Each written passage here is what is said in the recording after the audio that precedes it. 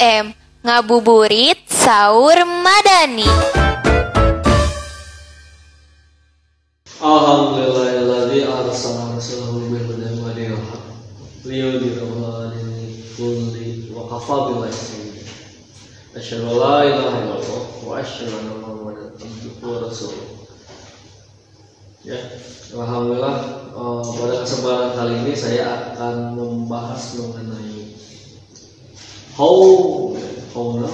penetapan, bagaimana menetapkan awal bulan Syawal. Kenapa awal bulan Syawal? Karena ini yang cukup ramai ya. Kalau kita berbicara soal bagaimana upah takut basi dan sebagainya.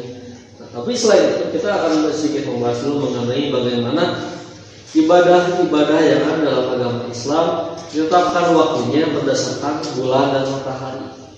Nah, dari hal ini kita harus sedikit membuka lagi mengenai ibadah-ibadah apa saja sih yang sebenarnya diterapkan oleh bulan dan matahari. Bukan berarti bulan dan matahari punya otoritas, tapi ini sebagai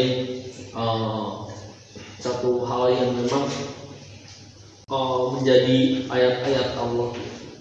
Bagaimana dalam Al-Quran pun ya, dalam Quran surat Asy-Syams Al-Lail itu menandakan bagaimana ada satu hal yang perlu diperhatikan mengenai bulan malam, siang, bulan dan matahari. Beberapa ibadah yang ditentukan oleh matahari yakni mengenai sholat, ya, waktu sholat subuh, zuhur, asar, maghrib, isya, duha, bahkan tahajud pun. Itu kita membahas soal bagaimana waktu itu dilaksanakan ibadah-ibadah, yakni sholat.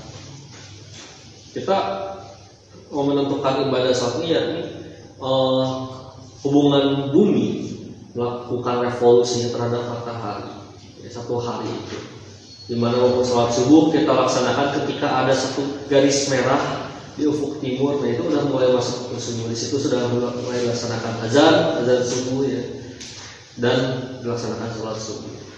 Belum lagi sholat duha gitu. Sholat duha di mana matahari benar-benar sudah naik, sudah bulat, sudah bisa dilaksanakan sholat duha.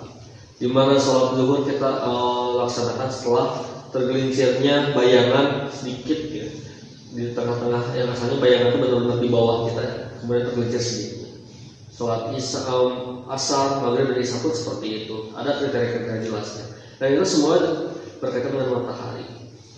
Selain itu pula ada ibadah-ibadah yang ditentukan dengan peredaran bulan, yakni ibadah-ibadah seperti halnya saum, dan juga ibadah-ibadah yang ditentukan karena tanggal. Saum, ada saum apa saja, ada saum Ramadan, ada saum tengah-tengah bulan, dan juga ada saum-saum lainnya, saum Tasyura, Asyura dan sebagainya. Selain itu juga sholat selain tadi ditentukan dengan matahari, ditentukan dengan bulan. Kenapa? Karena berkaitan dengan tanggal 1 Syawal, tanggal 10 Zulhijjah dan sebagainya. Nah, bagaimana kita menetapkan kriterianya? Ada dua metode ternyata. Ada dua metode. Yang pertama ada hilal, melihat hilal dengan ruqyah, atau dengan hisab. Nah, di ruqyah ini adalah bagaimana cara kita menentukan besok sudah masuk tanggal 1, misalnya 1 Ramadan atau 1 Syawal, dengan cara melihat hilal dengan mata telanjang. Nah, ada ukuran-ukuran yang mana beberapa kalangan menolak bahwasanya nggak bisa dilihat hilal itu kalau misalnya masih 2 derajat elongansinya. Atau kalau yang ada itu dalam ilmu falak ya, mengenai ukuran-ukuran seperti itu.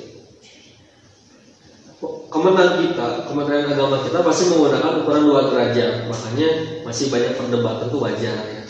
Namun itu tidak jadi masalah ketika ternyata dilakukan ruqyah, kemudian ada yang bersaksi bahwa dia melihat ruqyah, dan itu jadi tanggung jawab penuh saksi tersebut bahwa kita sudah melaksanakan 1 Ramadan ataupun 1 Syawal. Yang besoknya biasanya kita sholat Idul Fitri, melaksanakan hari raya Idul Fitri. Nah, ada juga metode hisab, yaitu metode penghitungan.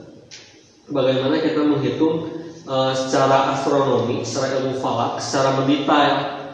Nah, rata-rata para ahli hisab di Indonesia itu menggunakan kriteria-kriteria yang ditentukan oleh kriteria ilmu falak atau astronomi secara internasional. Yakni bagaimana hilal itu bisa dihitung sebagai awal bulan ketika mencapai elongasi 3 derajat, ataupun ketika 3 derajat itu sudah pasti bisa dilihat. Kalaupun tidak bisa dilihat oleh mata telanjang, dilihat oleh teleskop karena memang cuaca gelap, mendung dan sebagainya, itu sangat mudah dilihat seperti itu karena sudah 3 derajat dan sudah pasti bisa dilihat.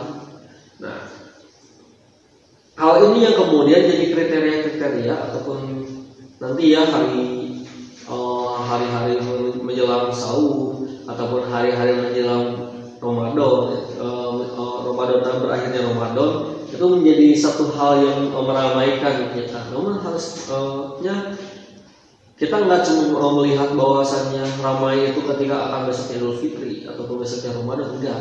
Tapi karena banyak kegiatan-kegiatan ibadah kita yang ditentukan dengan adanya hilal tadinya.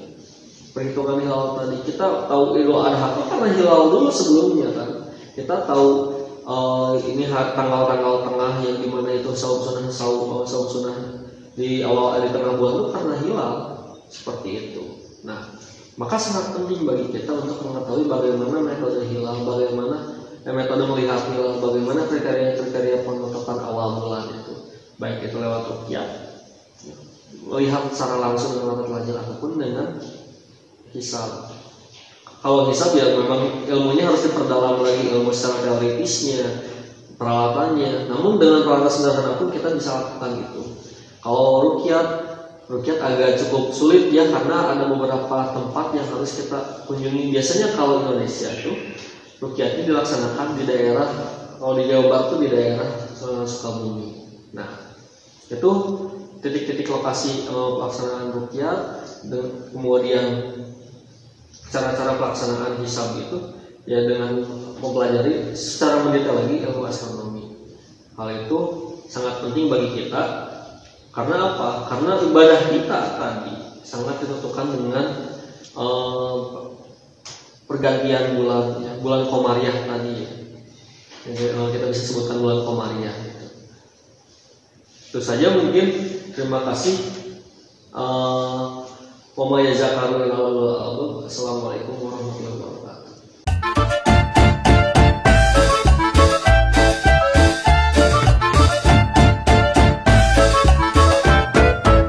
Nga SM, ngabuburit sahur madani.